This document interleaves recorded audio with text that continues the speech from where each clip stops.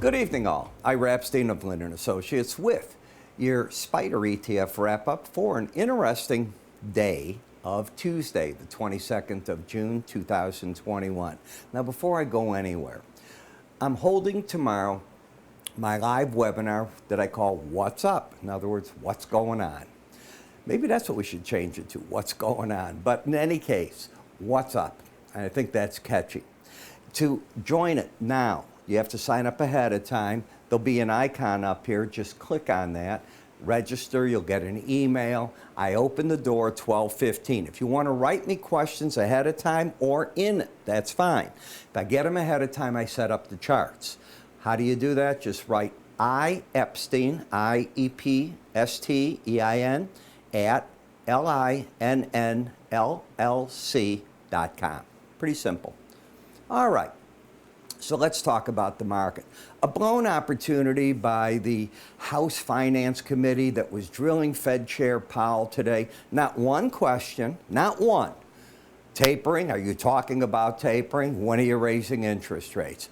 No, we're going to talk about unemployment. We're going to waste most of the day on the unemployment issue that he has no say in. He can just monitor what it is.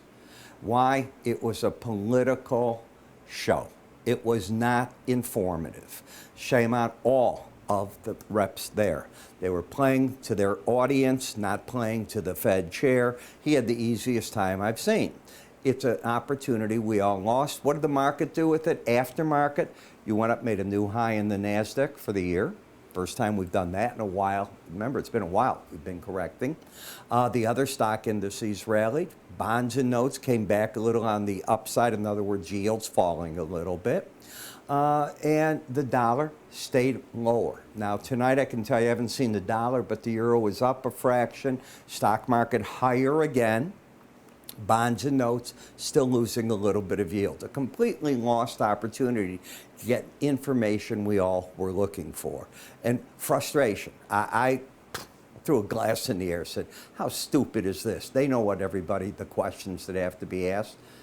Not one of them, not one Republican or Democrat headed that way. Okay. In ARK's got to love this. It's got the ideal thing. First off, all the tech stocks are back in favor, right? Amazon's got its Prime event. Apple's on its run to the upside. The market likes what's going on, and this market's working with it. Now, it's got a resistance point that I'll show you here in a second. The market's been in an uptrend with higher lows, higher highs.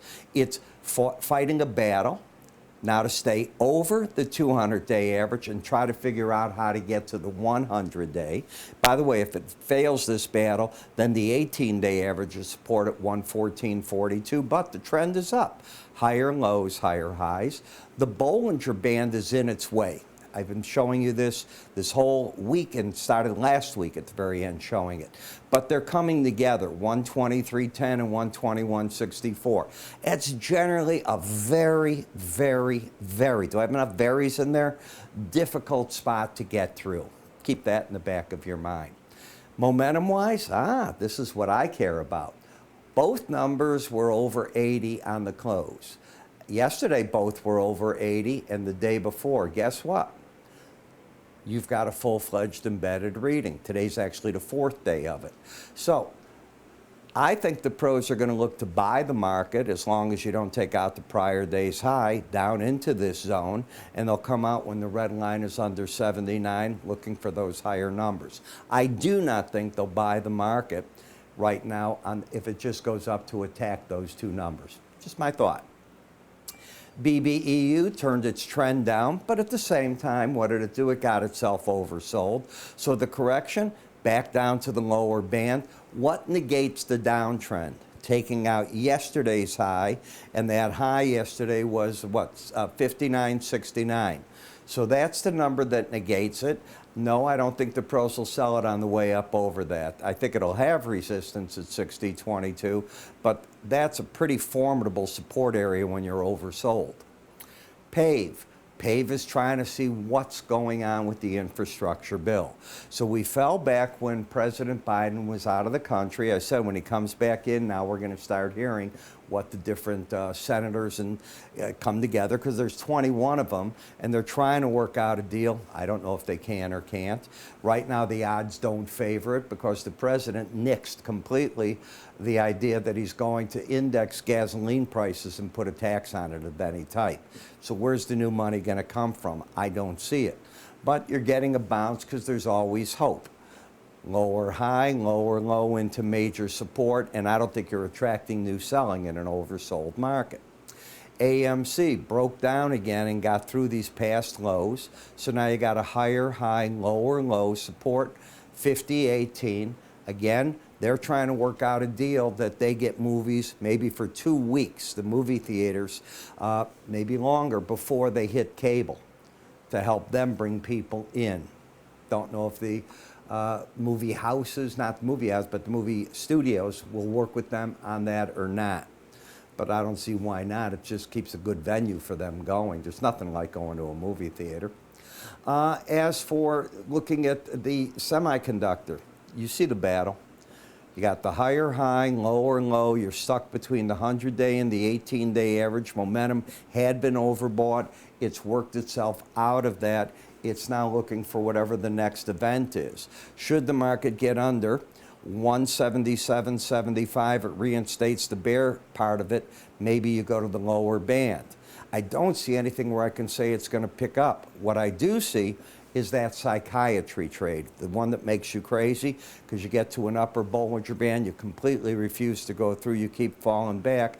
The true psychiatry trade goes to the bottom of the band, doesn't follow through, spins back up, and you're ready for your pills. PODX, you've gone from the upper band to the lower. It's a dangerous area to want to be short. You're not even trying to embed just yet. This is the area where I think pros took money off the table if they were pushing the downside. And I'm fully aware that most of you don't go short these. So when I'm saying short, it's your code word, don't be long. Is that fair enough?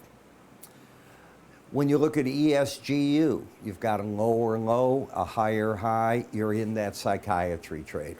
Pass on it. Don't even look at it. Don't waste the time of day. You'll be on drugs. XLE. Lower high, lower low. You're fighting right now at the 18-day average, and we know what's going on here.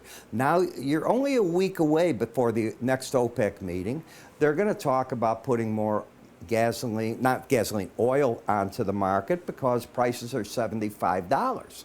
I mean, that's a huge number for Brent crude oil. This is a market, remember WTI about a year ago was negative 40? Here the market all the way back up. We haven't seen India yet come out of the COVID. You got Latin America, South America. There's a lot of countries that need more fuel here. Should get very interesting. And Iran's very much a wild card. If they're going to ram through a nuclear treaty deal, I would think they do it before Mr. Rassisi, I think it is, Abraham, gets into office. He is hardcore.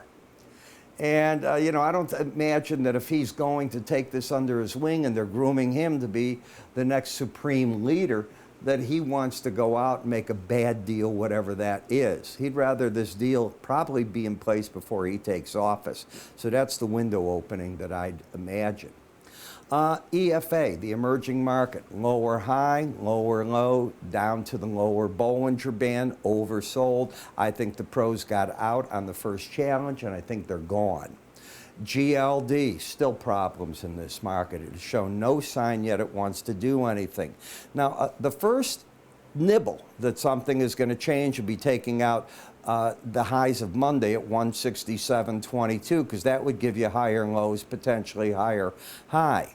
The problem in the market is you got both numbers under 20 today. You had both numbers under 20 on Monday and both numbers under 20 on Friday. You have an embedded reading, which means that on the rallies that come in, the pros will sell the market short until the red line closes over 21, in my opinion. Gold miners, you got the embedded reading. Same thing. I think if you rally without taking out the lows in GLD or the GDX of today, in your first rally, I think the pros will sell the market. And they'll come out if you're over a 21 reading. TLT, As you can see, you ran into that buzzsaw of the upper Bollinger Band, pulled back. You're still overbought. Not a very pretty picture there. FXE, what are we doing here? Well, I told you there's gaps in these charts. I don't think the pros are going to sell it. I forgot if I told you that or if I mentioned that in my morning subscriber video, because I told people, I said, they're embedding, but there's so many gaps, you don't want to get caught in the gaps in these charts. You can go all the way up to this low, and then you want to see what happens. Will the red line stay embedded? Both numbers are under 20, under 20, under 20, under 20. You get the picture. They're there. So a spike up, you got to see if that red line's there. If the red line stays under 20 and you're right to this point, you're filling the gap, I think the pros will hit it and hit it hard. If not, I think they're going to just go, okay, we'll wait and see what else happens. Lose that embedded reading and people will think there's a low in the euro currency. Now remember, the what's up, click up here. I'll see you tomorrow at 12:15. Take care.